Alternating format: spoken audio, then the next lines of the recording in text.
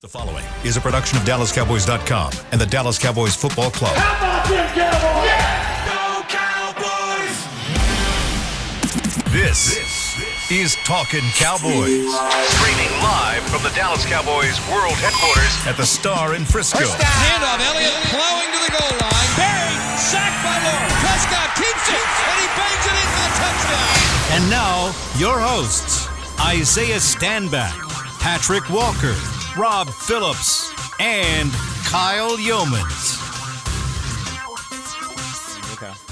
Welcome into a Thursday edition of Talkin Cowboys, presented by Black Rifle Coffee Company, here from the Star in Frisco, as we continue to break down the Dallas Cowboys versus the New York Giants, Week 3 of the NFL season. Patrick Walker, Isaiah Stanback, Rob Phillips. I'm Kyle Yeomans. Glad you're with us as we are here over the next 45 minutes, and we're previewing the Cowboys offense.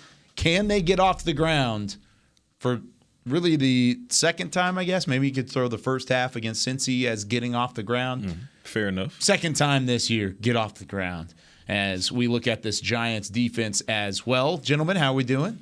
Doing fantastic. I'm good. Sure. Your mic not working over there? Do we need a beamer save? Scratchy. I turned off the Bluetooth, but it's still scratchy. CB, can you come in hot for us? CB's about to come flying Coming in in here to hot. get this That fixed little up. cough switch by your leg, make sure you hit that. Is it I'm green getting or is it nothing. red? Yeah, there it is.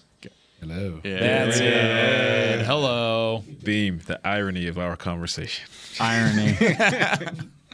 Well, good. Everybody's doing good. Yeah, we're going to be on our best behavior for you today. Thank goodness. Is that right? I think so. I'm going to try. I make no promise. I kind of hope you're not. These last two episodes have been some of the most off the wall, but also still really, really fun.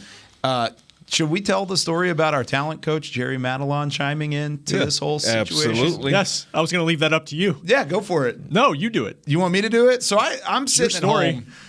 I'm sitting at home. I'm actually having conversations about we're planning some stuff around the wedding last night, and I get this email. Ding, pops up, and it's my email, and I look at it, and it's from Jerry Madelon. Jerry's a friend of the show. He coaches all of us, and we've got all these relationships with him to where he can kind of critique us on different videos, and he usually takes specific clips. Out of all of the content that DallasCowboys.com creates, he takes little snippets and then he'll critique it on a video where he's on FaceTime is what it looks like. He's got a screen to the side. And I look at it and it's only 45 seconds long. And then the group text of these four guys in Beam starts blowing up because they all got the same email. And it's just Jerry Madelon reacting to the lollipop situation Reaction at the end video. of the Tuesday episode. I've got the photo if anybody wants to Yeah. see it on my Yeah. one shot. Yeah, throw it up This there. is Jerry reacting. Classic. Yes. Classic. Let's throw up. Yeah, there you go. That's it. There's Jerry. Shouts out to Jerry. So Fantastic. That was his critique of you right there. Yeah. Right. It was didn't say almost anything. completely He just- nonverbal. it was nonverbal, 95% of it, and then he gave me a thumbs up at the end and just kind of a little smirk, and that was about it. And he's So. never short of words. That's what made it so funny. G-Man's you're never so short of speechless. words. He's a freaking You legend left him when it comes to his speechless. profession. And he talks and he gets his points out and he's gone. He's on to the next mission. Kyle But left him He didn't speechless. have anything to say. Kyle left him speechless. Plus you on the floor. That That's coup de grace. Like he's half in the chair, half out of the chair. coup de grace. He said that his favorite part about it was the "oh God." Yeah, the oh God is what God sent him. The is oh what got God, double down with the golly. It was over. It was over. For me, it was the golly. That's when you really knew it was just. The funny part is he's going to be doing a conference somewhere across the country. He's going to use that clip. yes. Yes. He's gonna put it in his It's going to be PowerPoint. his PowerPoint. It's like, this is, guys, this is how not to save yourself. I call this the lollipop segment from DallasCowboys.com. This is how you just roll with the punches. Oh man. Go with If you haven't seen the clip, just go to the Tuesday episode of Talkin Cowboys and go all the way to the back. Fantastic. It's the very end of the episode. Isaiah also clipped it on his Twitter at @IamStandback. So, all right, before we get into it, let's get into news and notes. Rob, what's going on with the Dallas Cowboys here in the last couple days? Cowboys are back to practice, back to a normal practice today. They had a more of a self-scout type of workout yesterday because of the extra day. And so we'll see. We'll keep an eye on some certain guys. We'll keep an eye on Michael Gallup, who's supposed to have full practice all week. That's the goal. Try to get him ready for this game. They'll make a decision Sunday, probably. Same with Jason Peters as well. So Isaiah fist bump. It's possible. It's possible. I don't know if it would be left guard like you want. We'll see. It's going to be. And just a couple quick notes because we're going to break down the Giants again. Mm-hmm. Giants are 2-0 for the first time since 2016. And one connection that maybe people forgot about, Cooper Rush was a New York Giants quarterback and a Dallas Cowboys quarterback in 2020. He was let go by the Cowboys when they got Andy Dalton. He was signed back to the practice squad after Dak and Dalton got hurt that year. And the rest is history. Now he's set to make his third start of his career against his former team. It sounds significant because it is against a former team, quote unquote, because he never made the active roster there, right? He was practice squad. Practice squad the whole time. Yeah, right. Garrett. So, Isaiah, from a quarterback standpoint, is there a lingering thought about Cooper Rush in the Giants organization, or do they don't even have a clue? No, that's a whole new regime over there. They're not concerned about Cooper Rush, the Giant. They're more so concerned about what Cooper Rush can and cannot do coming up against them this weekend or Monday. It's weird. That's good to know. Yeah, but I mean, I don't know. I feel like it's a situation where you're right. I mean, he wasn't there long enough to really, become the Cowboys' Manchurian candidate or anything. But I'm sure he picked up on a couple of nuances that maybe he can. But it's not him being on the practice squad for a short period of time in New York is not going to impact this game in one way or the other. Honestly, any more, in my opinion, than Jalen Smith and his inside intel would be able to impact the game in one way or another, because the majority of Jalen Smith's career in Dallas was under Jason Garrett and that regime. Yeah. So, no.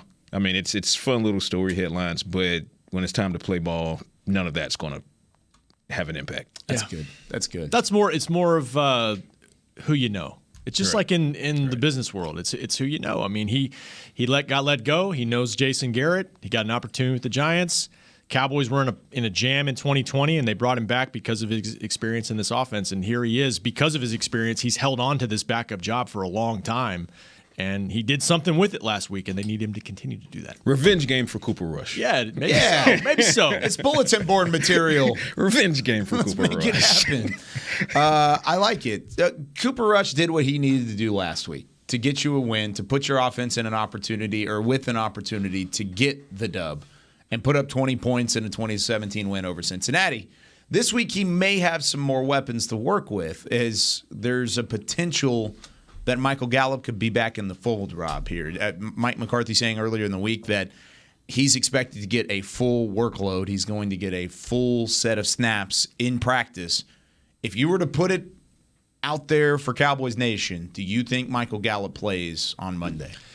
If he has a full week of practice and there's no setbacks like McCarthy said last week when he progressed to 7-on-7, and he had good soreness the next day, and there wasn't any problems with the extra work, then I think he has a great chance to be active.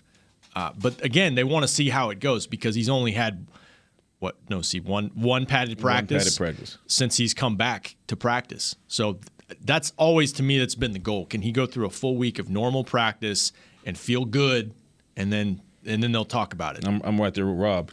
No setbacks. I say absolutely he's in. I mean, what better time to bring him back than Monday Night Football against the New York Giants, when you're trying to, jump up to the number one seat in the division after a horrible week one start. So, barring any setbacks this week in practice for Michael Gallup, I fully expect that he would be on the field. And Mike McCarthy said yesterday, he kind of intimated directly that not only was Jason Peters a part of the Dennis Houston conversation ahead of waiving Dennis Houston, but so was Michael Gallup. And another guy to keep an eye on in practice this week is Jalen Tolbert. Will Jalen Tolbert take snaps with the first team this week? If he starts taking snaps with the first team, then you could be looking at a situation where you have an active Jalen Tolbert and Michael Gallup likely back in the mix. CeeDee Lamb bounced back very well. Noah Brown. This receiving core going into New York would look precipitously different than it did in the regular season opener. That's beam. I think whenever Patrick uses a big word like that, that's where you need to hit that Mario coin. Ding! Or science. Or science. Yeah, Science. I like that one too. Science. Yeah. Isaiah, when you're looking at Michael science. Gallup, that one, yeah. When you're looking at Michael Gallup and what he could bring to the table, we saw it 2 weeks ago with Chris Godwin. Very similar injury, similar timeline. He came back, played, forced him maybe back a little quick into a big role. He played well up until he got hurt again. What is your worry with Michael Gallup, not only from a production standpoint, but from a health standpoint, if you put him back into the fold a little too quickly? Exactly what you saw with Godwin. I know they're saying it's a hamstring. It very may well be a hamstring, but there's other injuries that simply always prevail and always pop up whenever you're trying to avoid injuring something that is already pre-existing. So hamstrings, growings, compensation happens. So I think getting these full speed, full padded reps, when you hear full pads, that usually only affects the offensive defensive line and the linebackers, really the front seven guys. Okay? Guys who are having contact every play. So Gallup's reps really aren't impacted that drastically in terms of him full padded or not. It's pretty much the same. Yeah. Even because if they're not in full pads, they're probably wearing shells. And when you're wearing shells, that's pretty much full pads as a receiver. So I used to hate that as a receiver when I was playing receiver for the Cowboys. Hey, we're only in shells today. Oh, thanks. Appreciate it. I don't have to wear tight pants today. That's all that means. But so my fear for him is exactly that. I don't want him to get re-injured. Also, even though he's in these full padded practices, even though he's getting full reps in practice, it's not the game. It's not. Yeah. And as his teammates, you love him, you respect him, and you're not going to play him as hard as you would play somebody else in a game. So is he really getting full reps? Nah. He's not getting the reps that he would get on a Monday or a Monday night. So you have to take that into consideration too, because you don't want to be the guy in practice that puts your hand on him a little bit too hard and he gets hurt. You don't want to be that guy. Right. So everybody's playing him with a little bit of tentativeness, right? They're like, okay, I'm gonna play him, but I'm not gonna give him that work like I would somebody else. So you have to take that into consideration. It's not I would like to see him have another week of practice so that it puts it totally out of his mind. Right now, we're sitting here questioning, can he, will he, and he might have them saying questions too. Okay, this is only my second padded practice. Give him another week. Give him another week, and I know you would like to have him back for Monday night, but give him that confidence and know you're good, right? Put it out your mind about the what-ifs, the maybes. You are good, and you need to feel that going into a game. So if he is active, with that being said, on Monday night, and they do it anyways, he's back, he's on the roster, and he's going to play, what sort of workload would you be comfortable with? Because that's the reality. Is at some point he's going to be active for the first time. It's either this week or next week he will be active, and that's at least the signs pointing to that without a setback. If he is active for the first time this week, if you feel like that, and it's the can he, will he, do you feel comfortable with a full workload or half a workload or even less than that? I'll put him on a third. Okay. I'm sure he'll play this week. Sure. I mean, let's just anticipate that he's going to have a healthy week. He'll play. He'll play Monday. I would like to see him 20 plays or less, and I would like to see him on about half and half on pass and run. Get him in there. Let him get his feet wet. Don't just throw him in there and say, "All right, run this go route." Like don't take the top off. Go. Yeah, don't do that. And I know they wouldn't do that anyways, but like let him get broken in. He didn't have a preseason. He barely had any practice. Let him get in there and get confident again, because I don't care how great of a player you are.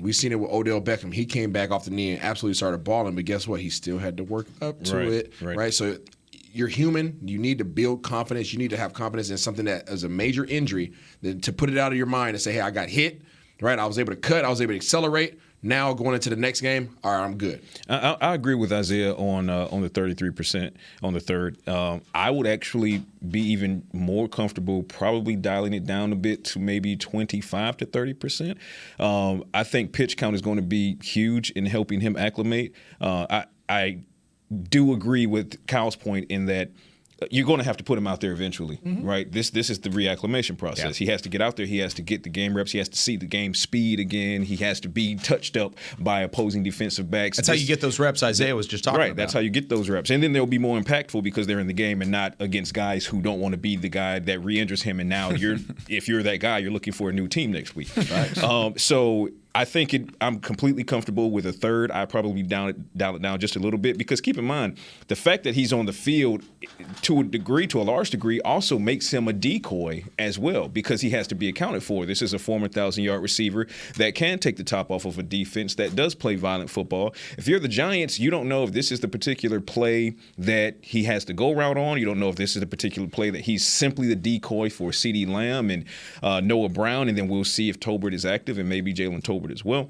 But I think if you're the Cowboys, that's the recipe for success as far as reacclimating Michael Gallup. Again, barring a setback, I would expect to see him on the field, especially with this extra day for, going into Monday Night Football. But pitch count will be key in helping to make sure there is no re-injury, because if you look at a Chris Godwin, for example, hamstring injury, people say, oh, well, the hamstring is not the knee. It is, in fact, connected. So when you are coming off of injuries, you have other muscle groups that are nearby that overcompensate, or you might mentally overcompensate for it, and now you end up with a hamstring or a calf injury or something like that. So careful, but I think the Cowboys, they have arguably the best trainer in the league and Britt Brown, best medical staff. I think they'll make sure that Gallup is in as safe a position as possible while getting him reacclimated. Is he the be-all, end-all solve here, Rob? Because I feel like Cowboys Nation, and for good reason, they have high expectations on Michael Gallup. He's supposed to be the number 2 guy again, and he's supposed to come in and take the top off of the defense. Maybe not in week 1, but at some point. That's what he's expected to do. Is he going to solve the problems of separation and add some more weaponry to this offense enough to where they're back to a legitimate workload, a legitimate height that you would expect him to be? I think eventually he can be, but I'm with the guys because I've been saying I don't think he's 60 plays right off the bat. He may surprise me. I mean, Chris Godwin was kind of on pace for mostly a full slate against the Cowboys before he hurt his hamstring before halftime. So maybe you learn from that. You look at that and say, let's not do that. I think it's going to take some time. I think about this. Like, he got hurt, I want to say January 2nd against Arizona. So they had a practice the day before that game. So he will have had now 2 padded practices since Jan 1. Not saying he can't go in and play, but that's why we're talking about, like, give him a package of plays. Let's ease him in. Right. That's why Noah Brown stepping up is so big, because Noah Brown is still going to have a role going forward, I think, for the next few weeks, a big role to try to step up and be that, whatever you want to call it, number 2, number 3 option on this offense. Basically, temper your expectations, because that's exactly what it should be coming out of an injury. It's not going to be a fix everything. If he plays 20 snaps on Monday, that's great. If he has 2 receptions on Monday, that's even better. If he has even 1 reception on Monday, it's okay. Right. It's going to take some time 100% to get him back into the fold and get him back to the Michael Gallup you want him to be, because when he's full strength, he will open this offense up. Whether it's Cooper Rush or Dak Prescott at quarterback, doesn't matter.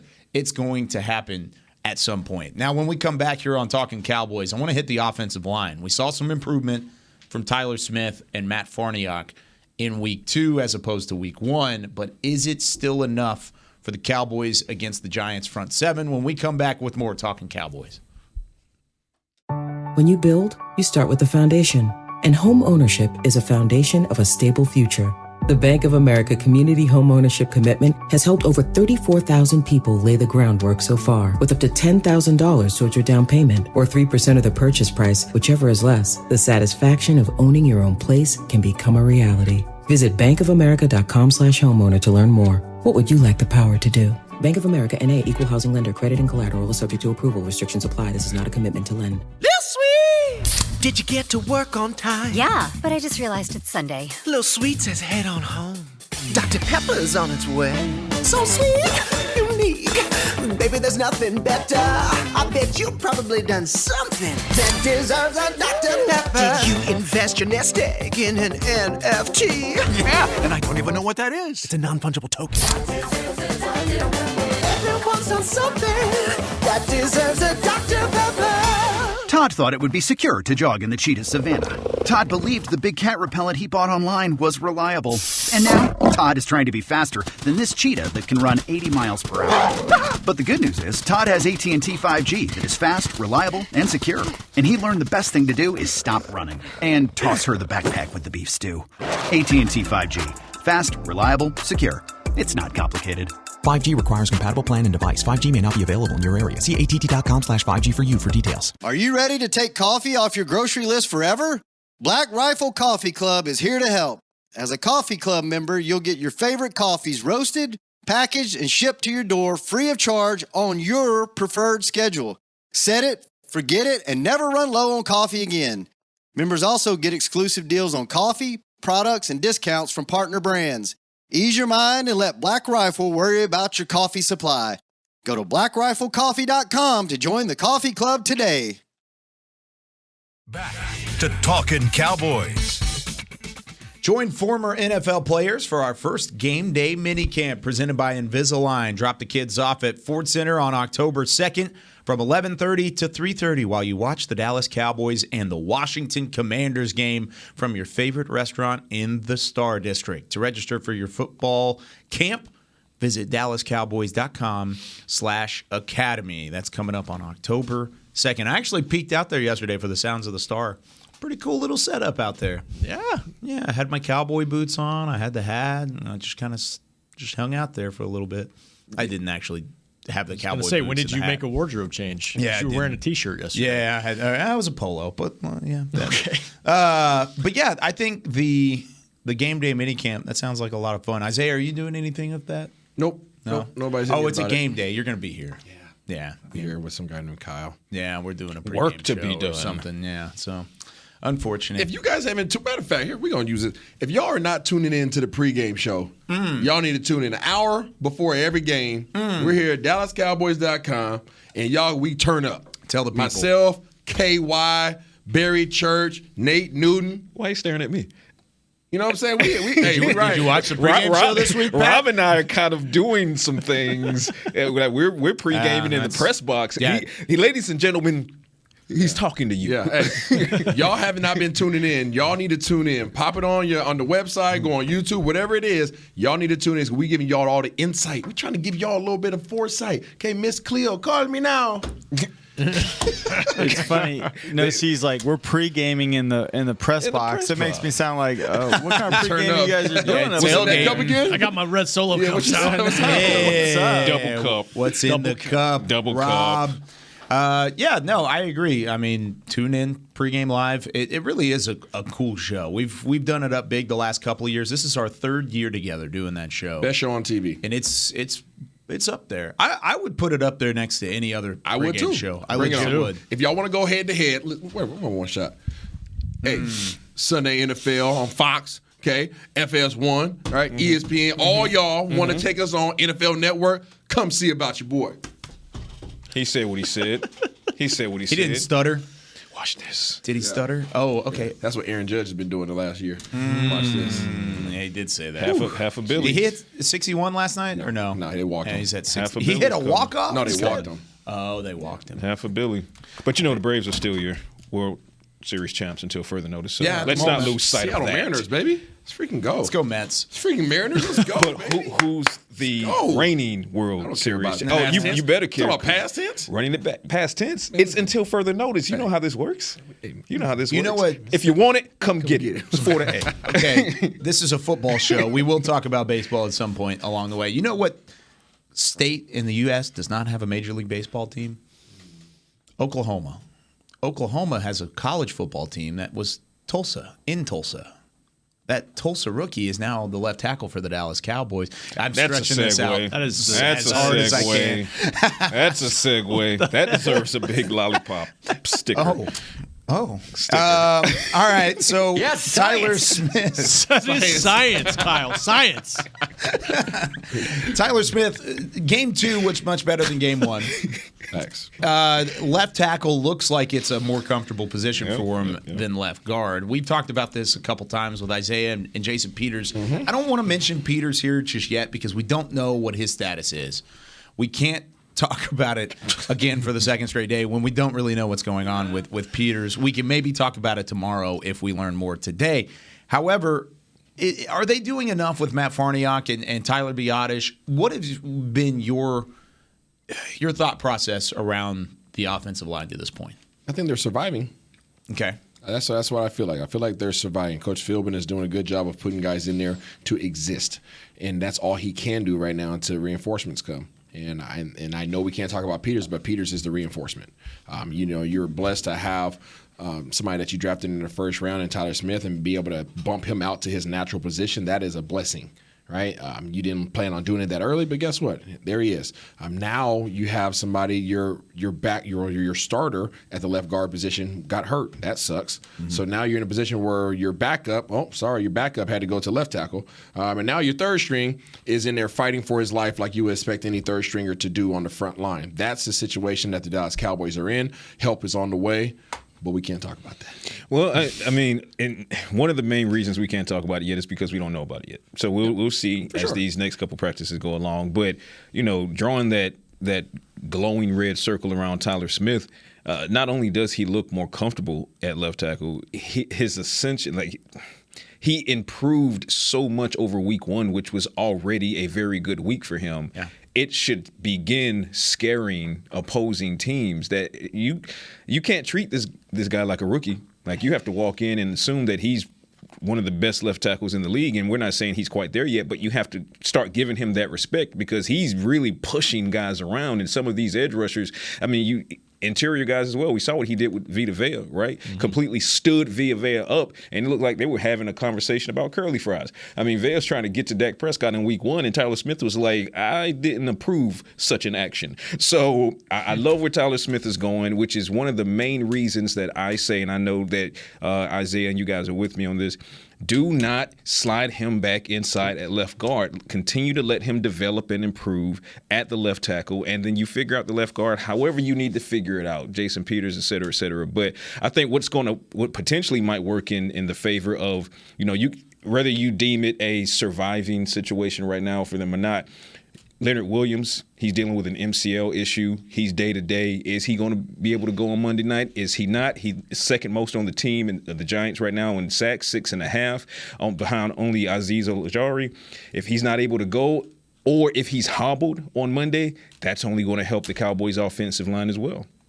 I like what you had to say there about you have to respect Tyler Smith. You're not comparing him to the best left tackles in the league. Some people may listen to it and think that you just made that comparison. That's Even not though the case. I literally said, don't do that. Don't do that. Don't do that. But I agree with you. Strength-wise, my God, he is really, really, really strong, and you can see that. Like he standing up Vita Vea just only told us, okay, what you've seen in practice is right. This dude is mega strong. Yeah. His foundation is what you're trying to work on. His footwork, his fundamentals. That's where you're trying to get to it. And if he puts all that together, he could be a left tackle in this league for a long time. Yeah, I think the Cowboys think he will be. Kellen Moore talked about and Mike always talks about play style. Like, they'd love his play style. He's nasty. He likes to use his power and his strength. But Isaiah referenced surviving, and Farniok is just battling in there, and at some point it's going to be Connor McGovern, or it's going to be Tyler inside, or maybe Jason Peters inside, but for now they're trying to hold the fort with him.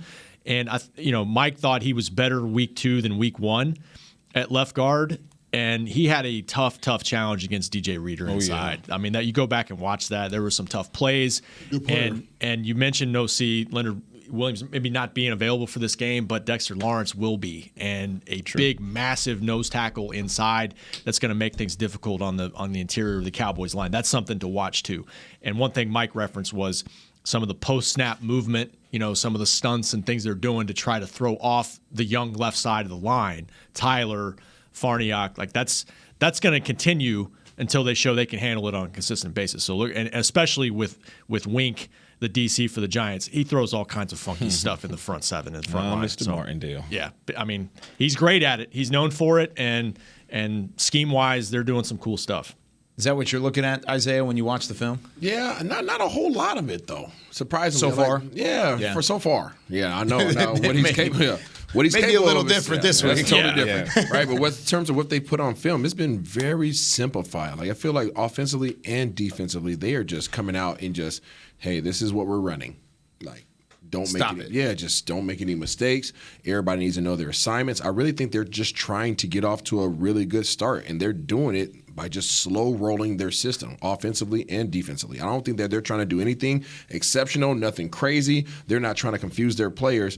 We talked about the offense yesterday and how they're just running basic fundamental concepts from different formations and personnels and just making it look different. But for them, they're confident because I'm doing the same route every time, right? I run this route this time. I run this route this time. It looks different because I'm from a different location. All right, sweet. That makes it so that you can play fast and play efficient on offense. Defensively, I feel like they're doing the same thing. I think they're playing man. I think they're playing cover 3. I think that their defensive line is not that threatening in terms of their ability to beat guys one-on-one, even though, you got, big names like Leonard Williams, things like that. But these guys are two-gapping, and they're not getting a lot of pressure. They're more so standing up. They're going to give you time to throw the rock. So I think this is going to be a Cooper Rush heavy game, but I do think that we have a great opportunity to get a great running game against them. If you go back and watch their game against Carolina, because of their defensive line and their techniques and whether they just think that they're super strong weight room guys or whatever, but they're literally just locking on and then looking over this shoulder, looking over that shoulder, trying to push you back, trying to bull rush you, and there are a lot of gaps. There is a lot of room to run. So I'm looking forward to seeing Cooper Rush make consistent, great decisions, and I'm looking forward to seeing Zeke have a Zeke-ish game. It's going to have to be exactly the same game plan as it was for week 2, as it was for week 1, albeit although they got away from it in week 1 and they paid the penalty for doing so. Stuck with it in week 2. You saw what happened. This is the same situation as Isaiah said. If you're looking at the personnel versus the personnel, if you look at the strengths versus the weaknesses, Cooper Rush can go in and win this game, but it's going to have to be a heavy dose of Ezekiel Elliott and Tony Pollard. That's the stabilizing force. That's the driving force, to be more specific. And then you use that, and that will then set up, say it with me, Isaiah, the play-action pass. And you play off of the play-action pass, and you take advantage of those underneath routes, which will then set up the deeper routes. And even better if you do have Michael Gallup on the field, because the Giants' defense, granted, they understand he's coming off of injury as well, but you're going to have to respect the fact that Michael Gallup can go deep down the field, and you just don't know if the Cowboys are or are not going to take a shot with him. But the Cowboys, and we would still like to see a shot taken with Kevontae Turpin. We saw Cooper Rush take a shot down the field to CeeDee Lamb. That's kind of sending the message. And keep in mind, ladies and gentlemen, when you see certain plays in games, offensive coordinators aren't simply sending a message to the defense that's on the field at the moment. They're trying to put something on film for the next team that they're going to have to face. So what the Giants have now seen is that, hey, they didn't take many shots down the field in week 1, if any, but they started to do that in week 2. Looks like they're probably going to do it in week 3, and they might have Michael Gallup on the field. We really have to account for this. So now that defense has to defend the Cowboys vertically. In doing so, it inherently takes some of the pressure off of your offensive line, because while you're having to worry about, those big nose tackles and those effective edge rushers, you don't then also have to worry about an extra linebacker crashing in and things of that nature, because those linebackers are going to have to cover the second level. So play it straight up, man. Put your personnel against their personnel and say, beat us. It's really weird. I know a little Rob P in here, but it's really weird as you look at these guys, and now obviously I understand they haven't played the same caliber of teams that Dallas has played to date. But when you look at the defenses and what they've allowed, Dallas has allowed 360 yards passing. New York's allowed 395. Dallas has allowed 180 yards per game. New York's allowed 197. Rushing yards, Dallas has allowed 241. New York's allowed 239. Like, you want to talk about being similar? This is damn near rinse and repeat now in terms of what they've allowed to date, regardless of their opponent. Sure. That's the thing, is I want to just point out the opponent. Passing-wise, neither one of Tennessee nor Carolina is going to light up the scoreboard. It's Baker Mayfield and it's Ryan Tannehill. They've never been pass-happy guys. Baker maybe sometimes in Cleveland, not so much in Carolina. Tennessee can run the football. They've got Derrick Henry. They've got King Henry. He can roll. But he didn't roll against the Giants. He didn't play well against the Giants. Neither did C-Mac. And neither did Christian McCaffrey. Both of those teams can run the football, and neither one of them had a whole lot of success. Yeah. So that's something to point out. So that's a double-edged sword. One side you're saying, they didn't play anybody from a passing game, but they played 2 run-heavy teams, and they held them in check. I bring this up, right? And Robbie, you get hit on this. I bring this up because a lot of people, it's easy to write these guys off because of what the Giants have been over recent years. This is a new Giants. This is a new Giants. And even though they haven't, like, all you can control is who pops up on your schedule. Mm-hmm. That's it. I can't say, oh, Dallas, you play harder teams. Like, I'm not responsible for that. I'm responsible for who comes in our doggone building and whose building we go into. And the stats back it up. Their record backs it up. If you were going to pick your top 5 running backs in the league, I'm pretty sure those 2 guys that you just mentioned would be in the conversation. They're in the conversation. Yep. So the fact that these guys are only allowing that much on rushing game, okay, yeah, some of these other teams didn't pass as much, but guess what? They're right there with the Cowboys. As good as everybody is, as hype as everybody is about the Dallas Cowboys defense, these guys are just as effective. So I'm saying, put some respect on it and don't overlook them because they are one of those teams that's just tiptoeing, right? They got some doggone Debo slides on right now, and they're just like, just keep forgetting about us. Keep forgetting about us, and we'll just keep chipping away and doing what we do and staying at the top of the doggone stat line in the league. They've invested a lot on that side of the football. Ojulari, who went to some school in Georgia. I'm sorry, McKinney. I'm sorry, Xavier McKinney, who went to a much better SEC program in Alabama. Oh, the ones that aren't champions. Okay, continue. Thibodeau, who probably won't play, but Leonard Williams. They've got guys on that side of the football that they've invested in, and it's starting to show up. It's building.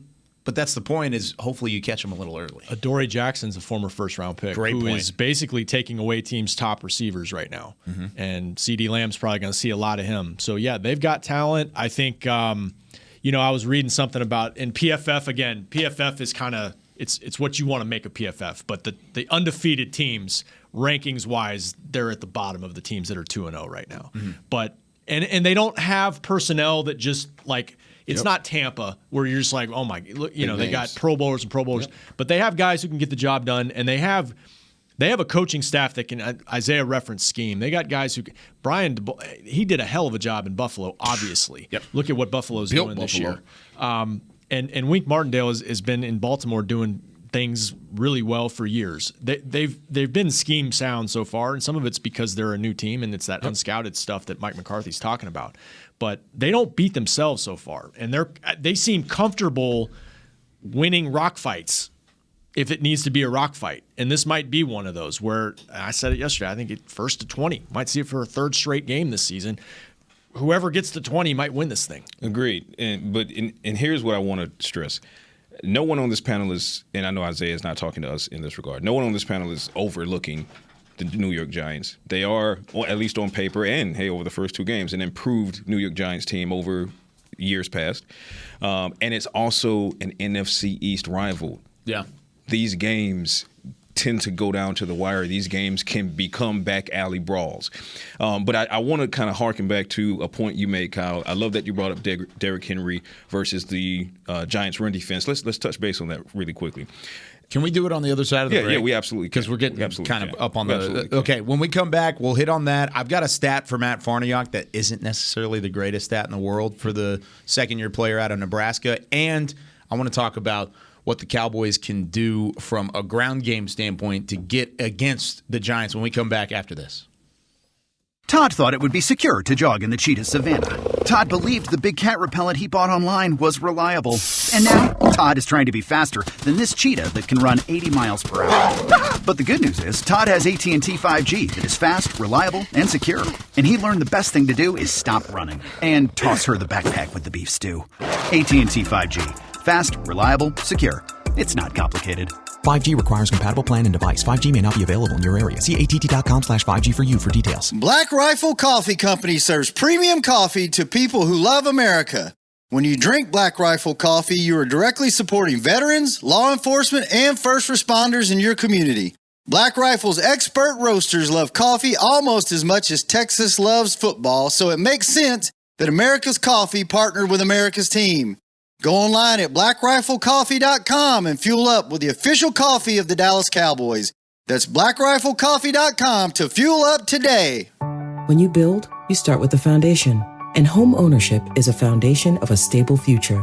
The Bank of America Community Home Ownership Commitment has helped over 34,000 people lay the groundwork so far, with up to $10,000 towards your down payment or 3% of the purchase price, whichever is less. The satisfaction of owning your own place can become a reality. Visit bankofamerica.com/homeowner to learn more. What would you like the power to do? Bank of America N.A. Equal Housing Lender. Credit and collateral is subject to approval. Restrictions apply. This is not a commitment to lend. Lil Sweet! Did you get to work on time? Yeah, but I just realized it's Sunday. Lil Sweet says head on home. Dr. Pepper's on its way. So sweet, unique. Baby, there's nothing better. I bet you've probably done something that deserves a Dr. Pepper. Did you invest your nest egg in an NFT? Yeah, and I don't even know what that is. It's a non-fungible token. Everyone's done something that deserves a Dr. Pepper. Back to Talkin Cowboys. Whether you're watching from home or you're cheering in the stands with Essilor lenses, you can see every exciting play. Book an appointment at your local Essilor experts and see what Essilor can do for you. See more, do more, Essilor. Talking Cowboys. All right. Wow. Through the first 2 weeks of the season, there are only 5 offensive linemen that have given up 10 pressures. 5 in the entire NFL through the first 10 weeks or 2 weeks of the season. Matt Farniok sits at the top of the list. He has given up 12 pressures through his first game and a half, if you really want to throw it out there. A lot of that came in week 1, but some of it did come in week 2 as well. Gave up 5 hits, 7 hurries. He leads the league in pressures allowed through the first 2 weeks of the season. So there's still growth to be had from Farniok. He was thrown into a spot early on, had to come in, play the majority of the game against Tampa Bay, and then now he's having to do so from a full-time standpoint. So keep that in mind. He was put in a tough situation. But, Patrick, you were making a point early on about trying to establish the run. Well, I want to make sure you can finish that up. So here's a little bit of science on the Giants, right? And Derrick Henry, inarguably the best running back in the NFL. And I love that you mentioned that the Giants were able to manage him, but I want everyone to understand they did not shut Derrick Henry down. Okay, he was still averaging almost 4 yards a carry. He still put up 82, 83 yards on the ground. The Bills shut down Derrick Henry, right? So, Derrick Henry had under 30 yards against the Bills, didn't have a 100-yard game against the Giants. So you have to wonder if that Tennessee Titans O-line is just not there, and we know it's not, right? Yeah. So that factors in. But look at the Giants' run defense. We talk about keeping to your game plan of leaning on Ezekiel Elliott and Tony Pollard. There are several reasons why, but here's another reason, and this is specific to the Giants. They allowed 82 or 83 yards, about 4 yards a carry to Derrick Henry. Christian McCaffrey gets 102 yards on the ground rushing against the New York Giants. That Giants defense will let you run the ball on them.